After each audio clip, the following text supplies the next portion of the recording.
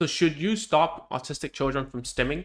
The obvious answer is no. And if you look through a lot of the videos online nowadays, it's stimming is a right. We shouldn't do this, do that. It's them regulating their feelings, their emotions, their like sensory wise and stuff. This is all correct and stuff. But at the same time, when we are doing therapy, the reason why we're doing therapy is so that we can help children habilitize into this world, right? It's not as if we're trying to, the opposite is true, where some therapists, most therapists around the world would say, oh, we need to educate the mass about, oh, this is actually what people do. But what I'm trying to say is there are times when we should stop children from stimming. We need to teach them what's a suitable time. Why is it important to do? And that's just my own personal opinion. I don't want to say it as if, oh, this is how speech therapists think. It is my own opinion after teaching a lot of parents over the internet and seeing a lot of children and talking to adult autistic people. And the number one thing is you need to understand that it's a sensory need. We all stim to a certain extent. We all do things to regulate our behaviors.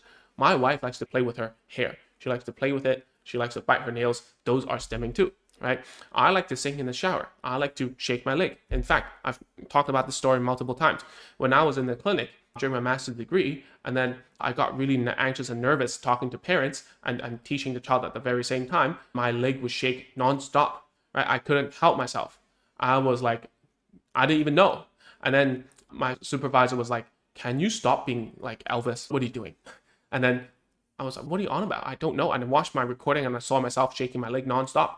This also happened when I was at MC for my friend's wedding. The very first time I was at MC, my God, my leg shook like crazy. That's also stimming. And that's a sensory need, right? That's a way of coping with anxiety, coping with a lot of things that is going on in our brain, right?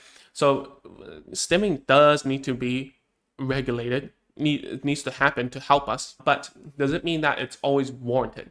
That's something that I talked about with a 30-year-old autistic woman that I was teaching back in the day. So I asked her, do you even know if you're stimming? And she said, most probably not. Most of the time she wouldn't know. It was until she was taught to identify whether she was stimming or not that she could know, oh, now I'm stimming. I shouldn't do it right now because of certain social reasons. And then now, before the keyboard warriors, the therapists of this world coming onto this video and say, hey man, you shouldn't be saying how we should stop them from stimming. People should totally just embrace it. There's no reason to stop. There is a reason to stop, most probably, because if the stimming is so intense that it removes them from doing their job properly, then most probably, yeah, we should teach the child how to regulate that and how to identify and think about whether we should delay it, replace it, or whatever. I'm going to talk about it later on so that they can do the work. So in the case of the autistic woman, she was also in the same industry as I am, which is teaching children, especially SEN, special educational needs, or individual needs nowadays, whatever the name is nowadays. I really cannot keep up. And yeah, so whenever she was stimming, when she was thinking about how to teach a child, she wouldn't know. And it would actually hinder her from communicating properly to parents who wanted to know what the heck was happening, right? So then when that happens, it's functionally disrupting. Same as my leg shaking. It was very, very distracting for the parents and people who are looking at me. So anyways, how do we do it is to find a replacement behavior, right? So some people will say, oh, taking deep breaths, right? Counting from 10 all the way to 1, like countdowns, right? There are many ways to do it. You have to find a suitable replacement behavior, because behaviors don't diminish. They do diminish. They go away. They just go into something else, because the reason behind the whole thing was still hasn't changed. There is still a need to regulate sensory. So let me tell you my way of doing it for leg shaking. So first of all, I know that I'm about to shake my legs when I get nervous and anxious, right?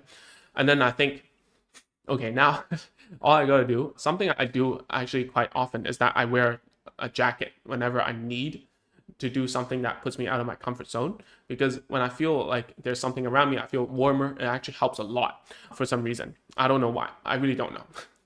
And so this is also something that would work for people on the spectrum. Before, I've heard that a weighted blanket will work sometimes, not every time. Some people say that, like back in the days, those fidget spinners, those probably don't work nearly as much, but then fidget with something else actually does. So it might be a pen, it might be, for the autistic woman, some of the things that she used to cope, and it's not a solution, is to use a really heavy backpack to compress, and so that she won't tiptoe and start like thinking about other things and go into a stimming rabbit hole. That's what she calls it, not me. So you gotta have replacement behaviors. And one of the best replacement behaviors I've ever come across is music. So using musical instruments is a good way to redirect all that anxiety, that sensory need, coping and stuff into it. Singing is one of the good ones, right? So these replacement behaviors you have to teach and develop, and then you have to go through a whole treatment process of telling the child, okay, when you are feeling this, first of all, you have to be able to identify it, and then you have to understand why you're doing it, and then you have to think about whether you should replace it, maintain it, or delay it, so on and so forth, right? And then you have to do a bunch of role plays so that your child, autistic children, autistic people know exactly why, how other people feel when this happens, okay? So the third thing is occupy your child, occupy the mind, because when the mind is free and empty, stimming happens, right? So I find this is pretty true as well for myself and also the autistic people that I've seen and met before. So one of the ways that we can do this is through play skills, especially for children under 6. We teach a bunch of play skills, and from what I see at the very least, when a child develops better play skills, being able to play functionally in a sequence, pretend play, stimming tends to go down by a lot because now they have something else to use to cope and to actually entertain themselves with. All right. And then the next thing is to reward suitable behavior. So I know people are going to say, again, I need to say again, why would you reward autistic people and treat them like animals or whatever? But the thing is, incentives is what drives the society, drives human behavior. So if we can find a place and a time when that person stops or just able to identify that doing something that is not suitable for that certain situation and reward them for it, it's going to help that person a lot to have a lot more awareness about what they're doing. Okay, at the end of the day, it's really about helping that person or child to know, oh, you're doing this right now.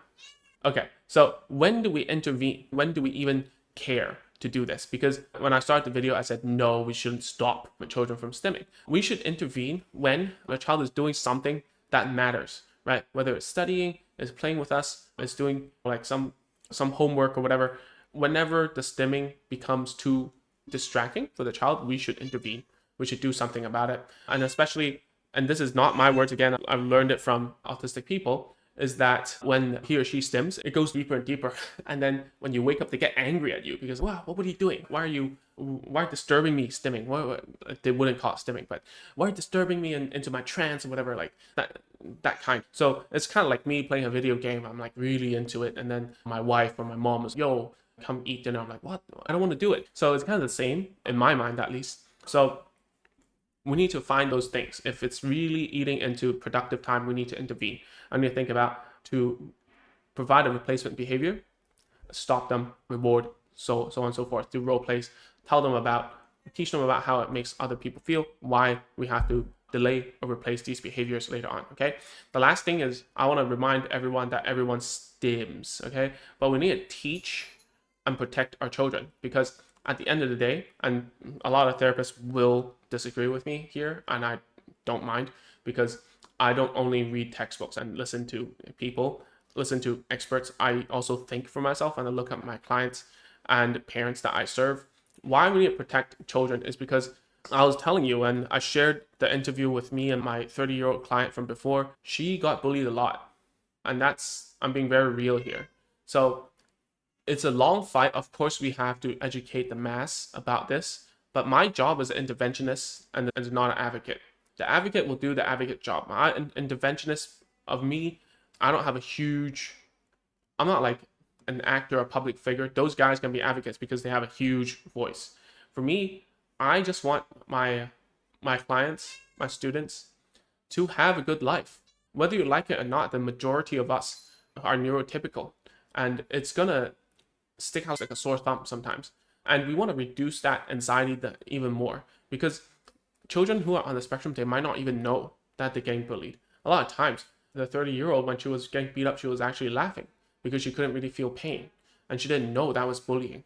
So that's why the stimming, we have to teach, what do people think? It's a theory of mind thing. It's important to get across this message because bullying is real. If you say that, oh, all we gotta do to stop bullying is to change what other people think, dude, I don't have that capability, to be honest with you. All I can do is to influence one life at a time, man. The person, every time I make a video, it's just me talking to you one-on-one, basically. And I'm trying to change your mind about stuff. Don't even think about changing about other people. People on YouTube, they watch cat videos and stuff. So it's very hard when you say, oh, you gotta be an advocate for whatever. It's impossible, my friend. We need to understand everyone's stims. There are social norms. There are things that are deemed appropriate, inappropriate. People will make fun or they won't make fun, and we have to reduce the risk. That's what I'm trying to say. And that's why I say protect, because we cannot always say, oh, it's your fault for bullying. Obviously, yes. But doesn't mean we have to give the means if we know better. It doesn't need to give the means for people to bully them. That's all I'm saying, okay? You can disagree or agree.